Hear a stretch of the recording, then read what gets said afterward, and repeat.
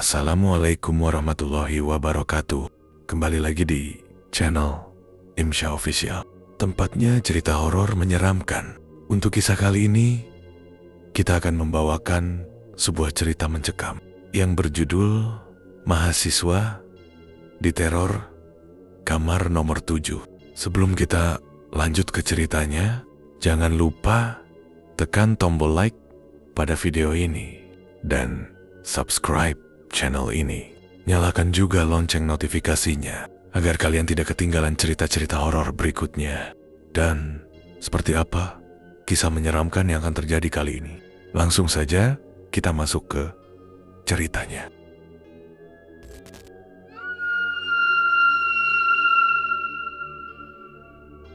Di kawasan Surabaya Timur, tepatnya di sebuah gang sempit dekat deretan warung, berdirilah sebuah rumah kos tua berlantai 2. Bangunannya tampak kusam, temboknya dipenuhi lumut dan retakan halus. Meski begitu, kos tersebut selalu penuh, seluruh kamar terisi oleh mahasiswa dan pekerja yang membutuhkan tempat tinggal murah. Semua kamar terisi, kecuali satu, kamar nomor 7. Kamar itu selalu digembok dari luar dengan gembok besar berwarna hitam yang sudah berkarat. Penghuni lama tahu, tapi tidak pernah mau menjelaskan alasan kamar itu dikosongkan. Mereka hanya bilang, pokoknya jangan tanya dan jangan lewat kamar itu malam-malam. Rika, seorang mahasiswi jurusan kebidanan, baru pindah dari Madiun. Ia memutuskan tinggal di kos itu karena harganya murah dan dekat kampus. Hari pertama, ia disambut pemilik kos, seorang pria paruh baya berwajah dingin bernama Pak Harun. Begitu Rika masuk, hal pertama yang ia perhatikan adalah lorong panjang yang gelap menuju kamar-kamar. Lampunya redup, beberapa bohlam bahkan berkelip seperti mau mati. Saat melewati kamar nomor 7, Rika bertanya santai, "Pak, kok yang ini kosong?" Pak Harun hanya tersenyum kaku. "Memang dikosongkan." Nada suaranya datar, matanya tidak menatap Rika. Sejak itu, Rika merasa kamar 7 September berarti memerhatikannya. Diam, tapi mengawasi. Malam pertama, tak ada hal aneh. Namun malam kedua, tepat jam 1:14, Rika terbangun oleh suara yang sangat jelas. Ketukan itu berasal dari kamar nomor ke-7. Teratur, pelan, seperti seseorang memberi tanda. Rika menelan ludah. Ia mendekat ke pintu kamar, lalu mengintip melalui lubang kecil di pintunya. Lorong tampak sepi, sampai ia melihat gembok kamar 7 bergerak sendiri, tanpa ada yang menyentuh.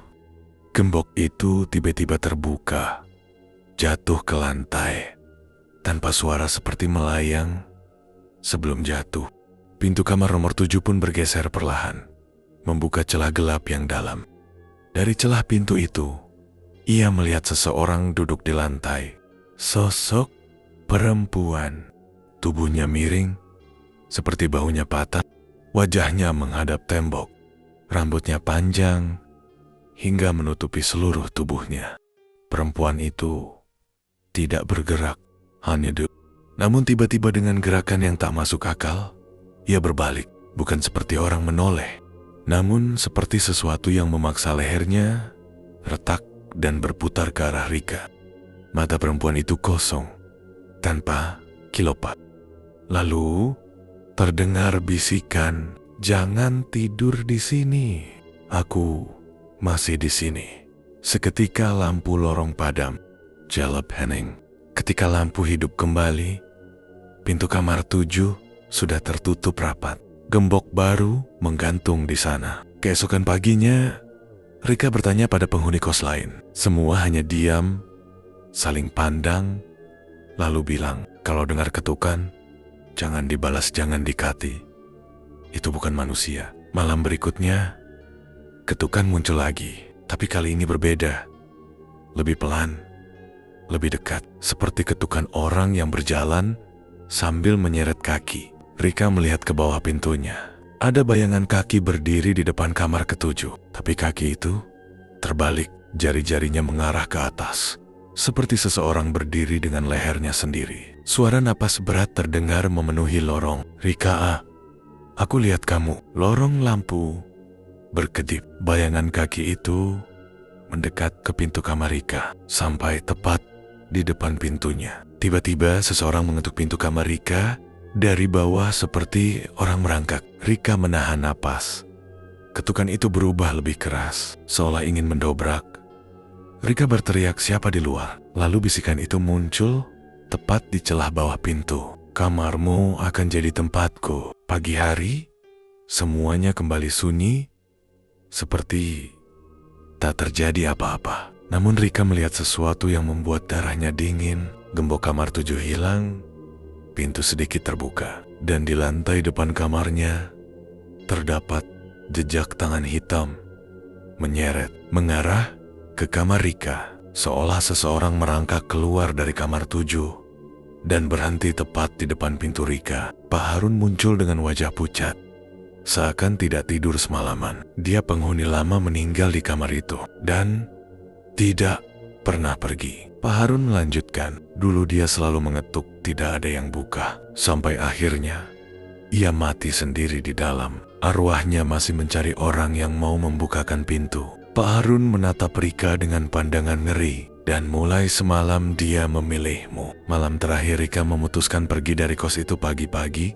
tapi malamnya ia harus melalui 1 malam lagi karena belum dapat tempat baru. Pukul 01,23, suara ketukan kembali. Namun kali ini bukan dari kamar 7, tapi dari dalam kamarnya sendiri. Rika menatap lemari. Ketukan itu berasal dari lemari pakaian. Perlahan, lemari itu berguncang. Seseorang atau sesuatu mengetuk dari dalam. Rika berlari ke pintu, tapi pintu terkunci. Gagangnya tidak bisa diputar. Dari dalam lemari terdengar suara perempuan itu. Akhirnya ada yang mau bukakan pintu, dan dari dalam perempuan itu keluar merangkak dengan tulang-tulang retak. Wajah menempel di lantai, rambut menjuntai seperti akar. Wajahnya tersenyum tanpa bibir. "Kamar sudah tidak cukup bagiku sekarang.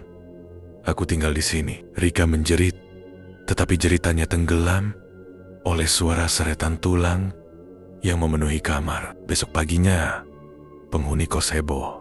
Pintu kamar Rika terbuka. Kamar itu kosong. Rika hilang. Hanya ada satu hal. Gembok hitam tua menggantung di lemari kamarnya. Gembok yang sama yang dulu mengunci kamar nomor 7. Pak Harun menutup kamar itu, menambah gembok baru. Kini lorong itu memiliki 2 kamar yang digembok. Kamar 7, kamar Rika. Dan setiap malam, selalu ada satu suara yang terdengar.